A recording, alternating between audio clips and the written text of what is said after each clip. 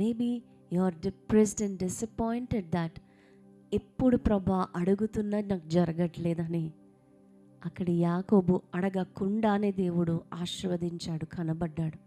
ఈరోజు అడుగుతున్న నీకు ఇంకా అధికమైన ఆశీర్వాదంలోనికి నడిపించబోతున్నాడు. ఈరోజు పదే పదే దేవుని వేడుకుంటున్న నీతో, అయ్యా నాకెప్పుడు ద్వారం తెరుస్తావు, అయ్యా నాకెప్పుడు ఆశీర్వదిస్తావు, అయ్యా నా సమయం ఎప్పుడు వస్తుంది, అయ్యా నా స్థితి ఎప్పుడు మార్చబడుతుంది అని అడుగుతున్న నీతో కూడా దేవుడు ఇదే మాటనిస్తున్నాడు.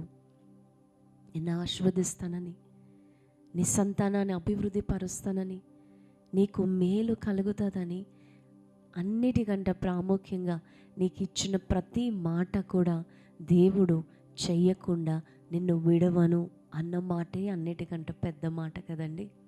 అంటే ఆయన చూసుకుంటాడు చెయ్యటానికి, అంటే ఆయన కలుగజేసుకుంటాడు ఏ సమయంలోనైనా. అంటే నీ స్థితి నువ్వు అనుకున్న రీతిగా ఇప్పుడు ఏదైతే బాధపడుతున్నావో అలా ఉండదు, కానీ ఖచ్చితంగా మార్చబడుతుంది. అందరూ విడిచిపెట్టినప్పటికీ కూడా నేను నిన్ను విడిచిపెట్టను.